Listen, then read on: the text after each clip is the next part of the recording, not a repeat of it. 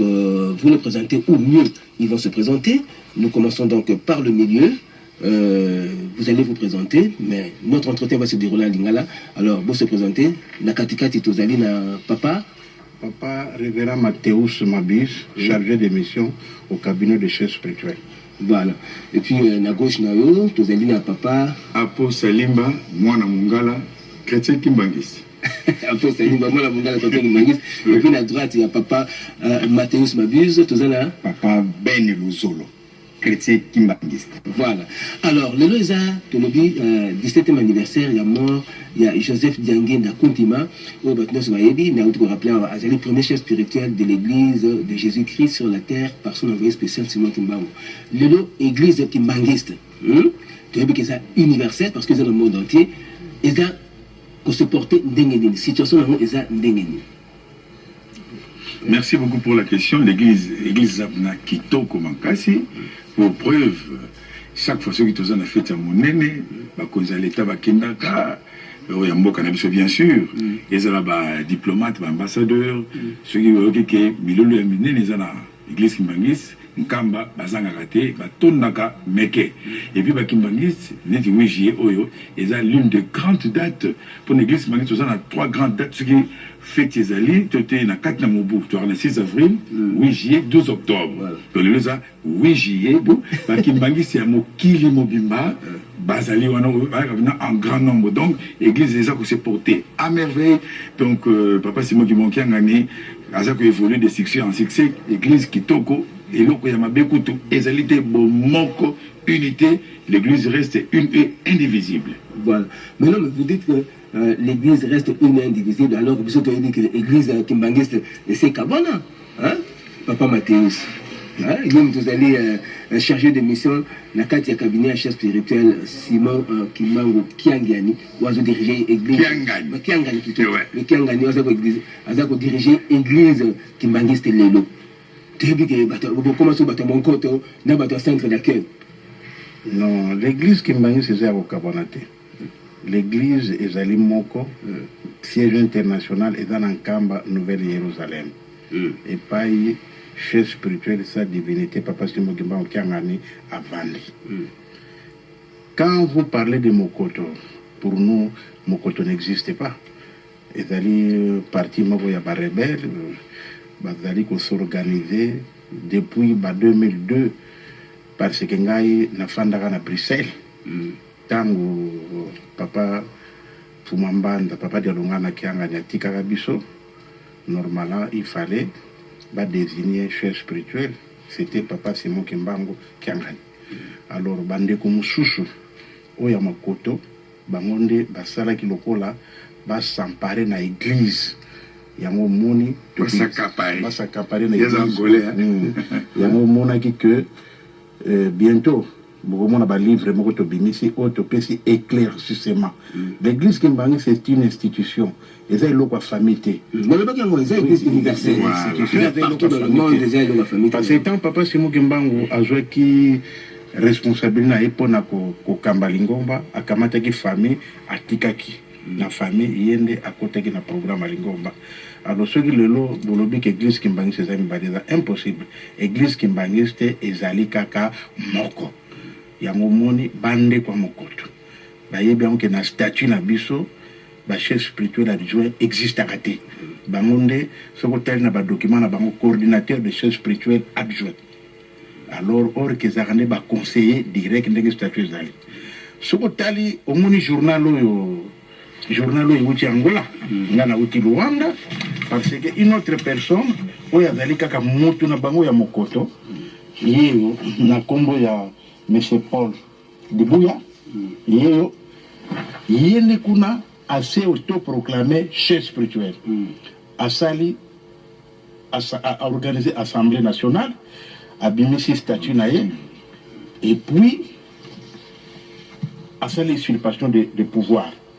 Yango moni na uteki n'Angola pour na ko éclairer l'autorité Angola de façon que pour Bapé Sabango, personnalité juridique na bango mususu.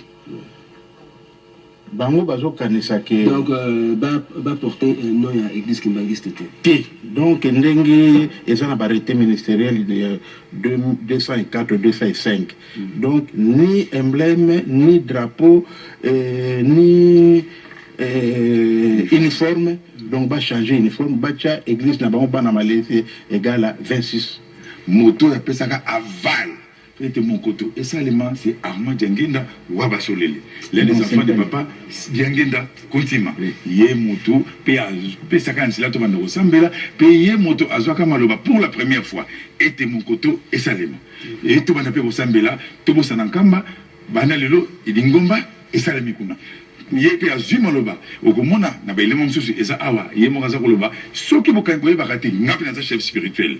Donc, il y a pour na bango, azali be chef spirituel, na lingomba oyo kuna ya monkoto 87, bengi ba maléliste, bana 26 égale 1. Ya mwana te bi bon, et le côté où melining lokola, et le Congo est comme bien officiel, na ndenge na bango, malamu l'État a départagé biso d'une façon propre, ba pesa bango personnalité juridique na bango, ba œuvre na ndenge na bango na kombo ya bana monkoto to bana 26, ba maléliste. Ya mwana zo mona ndenge ba makambo ezali ko salema, ngana komaki mokanda pona expliquer Genèse.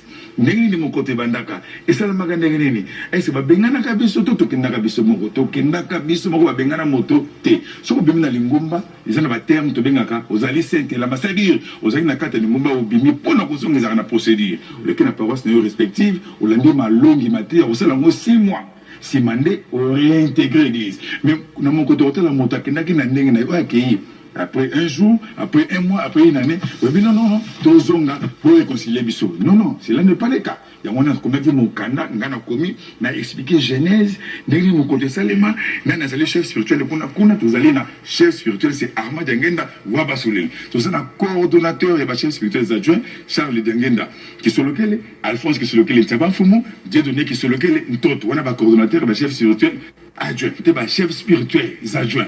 Basina mibali donc ce moment statut na bangwana ezali différent ya église kimbangisi biso tozali na ba répandant le groupe premier des incipients pour mazana ba conseillers internationaux so zana ba cellule ba mazana ba benga ba antenne donc moni tozota mula elongo moko te toza monoko moko te diamétralement opposé toza des lignes diamétralement opposées qui des lignes parallèles qui ne se rencontreront jamais biso na foi na biso permettez pas te donner allez-y to le bien te ko alors ta la pose na metuna to le papa Simon qui manque ngani conseiller biso na fona biso to lebi nzambe na biso bamba bi net pas question parce que to vendre sika moko ndengini quand to senga na l'état to bi ke bako boya mais non l'état pesa bango po aza ko pesa bango pe ba pesa bango po bango ba sembela na ndengina bango ba bossa na biso libela mon côté biso to évoluer sans problème qui to ko kutu bo moko bo carbonisate mais bango voilà l'un des cofondateurs, l'un des co-auteurs. Donc,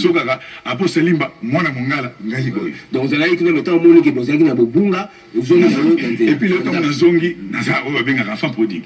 Les gens m'en veulent. Il y a quelqu'un qui a dit mais pour Zongi, quand on a besoin de Zongi,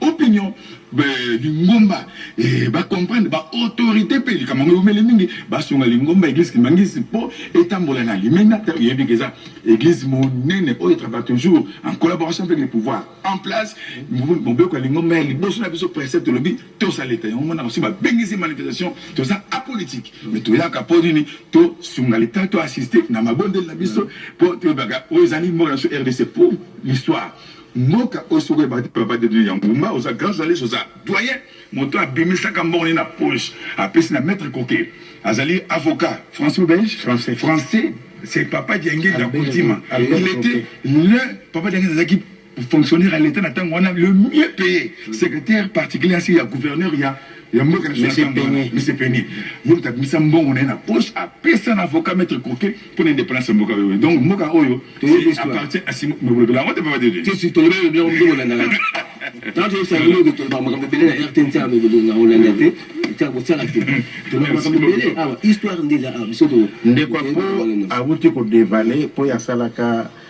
livre la jeunesse, histoire de la dissidence. De la dissidence.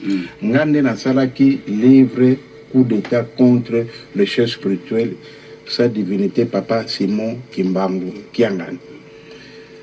ngana uta na Belgique tango to s'organisaki pour na Belgique ezalaki que va monter coup d'état pour bakwesa papa Simon de façon que papa Armand azwa place ya chef spirituel. Tango sikoyo va s'organiser à partir à Belgique ezalaka à 19e anniversaire ya papa Kisolokele et salamaka na Belgique. Mais ce côté, la plupart qui n'a fait c'était les enfants de papa Kisolokele et les enfants de papa Diangenda. Attends moi namoko ya papa Dialorana Azalakite. Alors eux disaient que papa c'est moi qui m'a c'était un villageois, moi dans la chaise spirituelle des dates, Malamu Arma Azouango pour directeur du cabinet papa Bena Singh. Donc on a la réunion, la cérémonie et salamaki na bonzambe ya papa Simon Kimbangu et salamate. Donc il y a qui montunyon surtout pour bomba secret. Donc il faut comme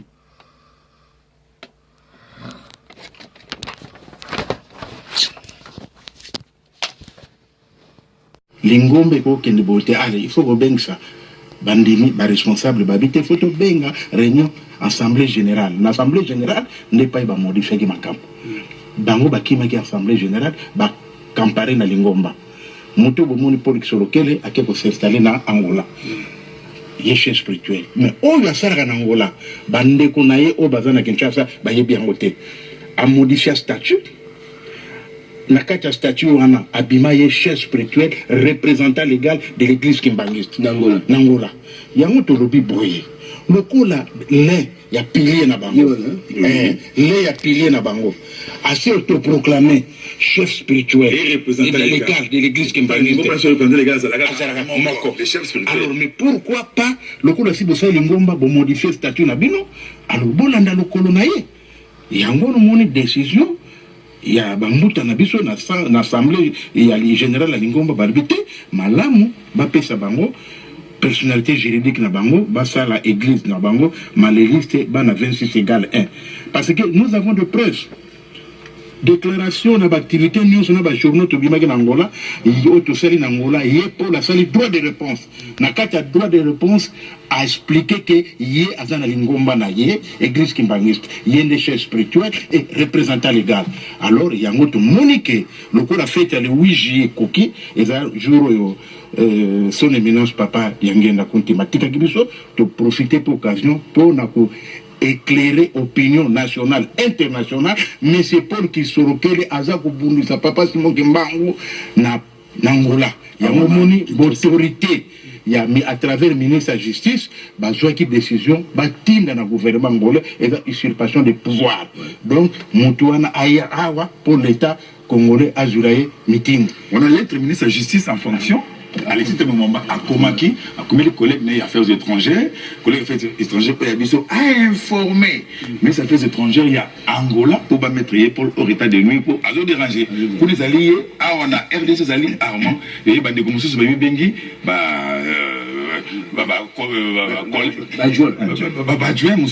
collège des chefs spirituels adjoints voilà donc confusion totale merci ça peine élément où ceux qui osenga papa le chef spirituel Simon Kimbangu Kiangani non papa Diangenda papa Diangenda Imoko qui enfin considéré comme le premier chef spirituel de l'église de Jésus-Christ sur la terre par son envoyé spécial Simon Kimbangu ya solo bandana yena puto le 6 novembre na kuma gine kisasa kasina kai kutala ndako na malami bale pambate muto yo kupesa manaka eloko akusala kana de kamba kulo mate ndenge boko bongisa ngo wana itali kaka binu ngai na kulo bali kamute ndenge boko pesa ngai yango ndenge wana kufua yango neri kama moko na za kusenga na binu bolingo mibeko misala soko bolingani bojungisi beloko na ngai yonso kuzala kana ndakwana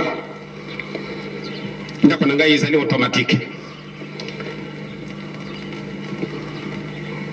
ndako na ngai izali ndingi mususu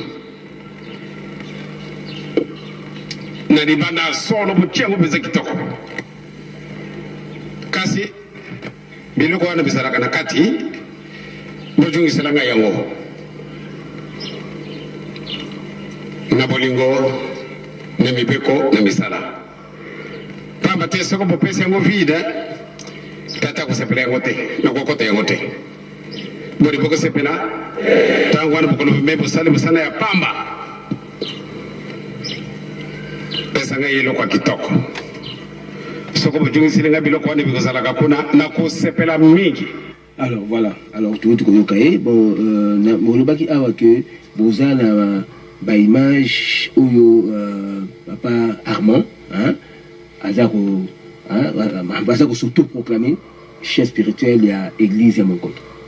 Voilà, et puis après, oyo nde papa dangi nazo lobela azo lakisa ndako na ye. Mon butali wana eza papa dangi na lobeli ndako na ya Monkoto.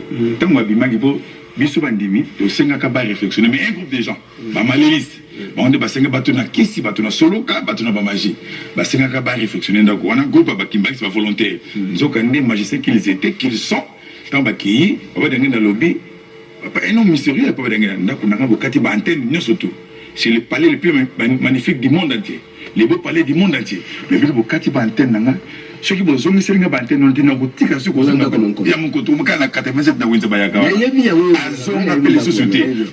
que c'est de n'importe quoi, c'est de la magie. Et là, comment c'est la Kakuna, exact. Bien, pas tellement qu'il va être Kuna, je ne peux pas dire que ceux qui ont besoin de faire une antenne, tu regardes beaucoup qui antenne, un bocati, n'a causé un TP jusqu'à sa mort, à Tika causé un sous T. Il faut magie. L'église qui m'engage, les analogies quoi. Non, vous à disposition. En tout cas, vous avez la volonté, vous avez beaucoup de mécanismes. Beaucoup de expliquer, on peut expliquer. Voilà. Alors, on a moni papa Luzolo Bento, à la moelle Kamaoloba. Papa Luzolo Boba, c'est nous. Bande Kobolingo, Toyo qui était au Mutamabiz, Sili Koloba, na Mutapo. Les Kamboya Mounene était Nabokomi. Était moto à détruire l'église Kimbangis Nangola, moto ya mema qui est ezali ngai monsieur Ben. Alors na moment oyo ngapi na yebaki tete azali mon chef spirituel. Mais azoko détruire lingomba. Yango na moment oyo l'état angola. Na ba démarche nyonso oyo ezako sala l'état congolais na l'état angola yango na été osengete pour te crise oyo esila. Bango bazwa personnalité juridique na bango batika biso pour le moment oyo ya sala ya makasi abengisa le grand marabout son excellence Ismaël Ganti azali camerounais azali vivant bandeko onazo yebisa bino ete kati na lingomba oyo sala makati na bandeko baza na 26 égale 1 bana wana se ba baby ba koti na makambo oyo etali ya magie eza susu église Kimbangisi te ndenge bakei bakende libela bazonga lisusu te. Okay. Merci beaucoup. Alors deuxième image est en rapport avec Kopoto Soukisa. En rapport avec bandeko wana ndenge penza ba koti na monde mo ya mabe bazali bato na soloka et puis bango ba se créer ba confusion yango to la ndongo ensemble ndenge mo sengi en forte qualité de présentateur. To la ndongo. Moi-même, je l'ai dit et je l'ai répété pour eux, je suis également chef spirituel de l'église. Je l'ai jamais dit. Les gars, aujourd'hui, je l'ai dit pour eux. Je suis là, je dirige les fidèles. Mais là, on a la formation, on a fait un peu. C'est l'église qui n'a église, qui n'a pas de et là, les gens fait. Les gens, il faut qu'il y ait la formation. Ils ont mis sur les comptes. Ils ont esclaves contre la formation. C'est un profil. Les noirs, nous sommes des formations. Les managers, c'est ça que la finir là-bas, on a besoin de la masse. Ils m'ont être maçon, c'est synonyme de réussite. C'est là les managers. Bon, yo nyon surtout bazali ba magicien, ba franc-maçon, ba rosicrucien. Bazali ba ndoki.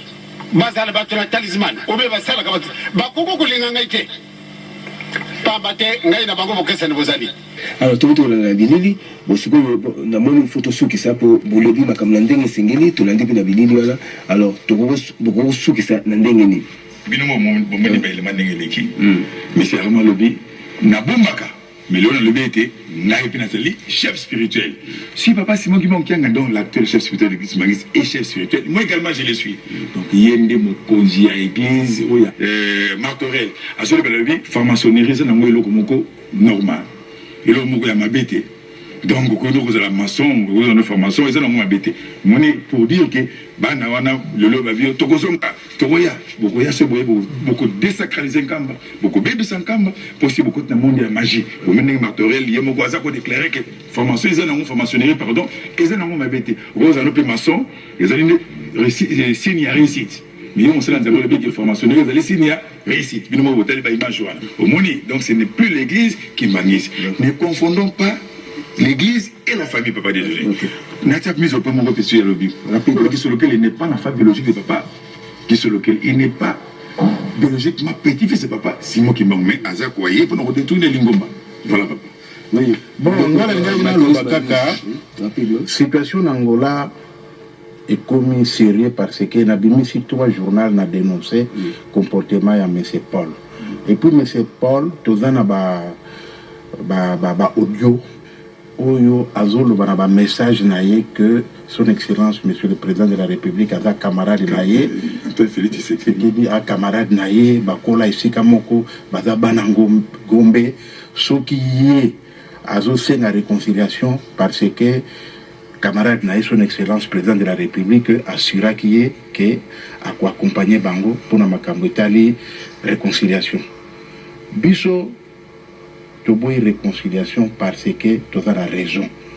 Paul Kisolokele a modifié le statut, a organisé l'Assemblée nationale, a s'est autoproclamé leader spirituel et chef spirituel.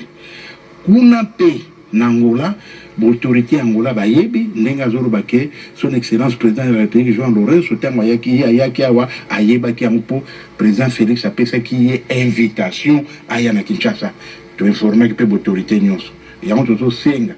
Nos autorités congolaises, nos autorités angolaises, nous avons à disposition pour l'église Kimbangiste, c'est le patrimoine international.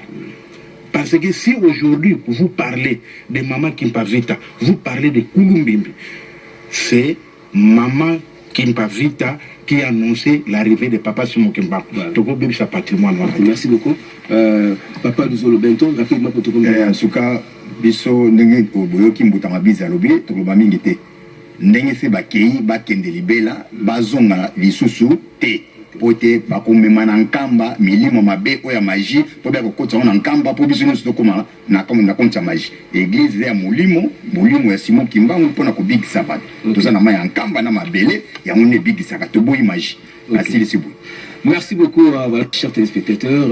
Nous venons donc de recevoir là monsieur Mathéus Mabuse, qui lui est le chargé de mission au cabinet du chef spirituel Simon Kimbangu Kiangani, et puis à sa gauche monsieur Apo Salimba, qui est Mwana Mungala, membre de l'église Kimbangiste, et puis Papa Luzolo Bento, qui est également chrétien Kimbangiste. Voilà. Ils sont venus faire une mise au point sur la situation de l'église Kimbangiste aujourd'hui dans le monde.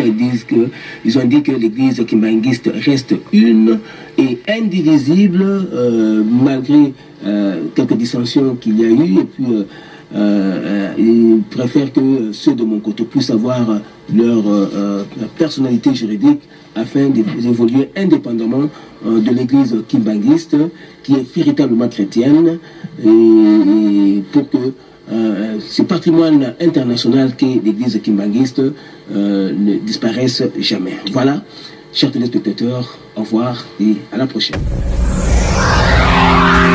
Africa 21 et Nouveau Monde.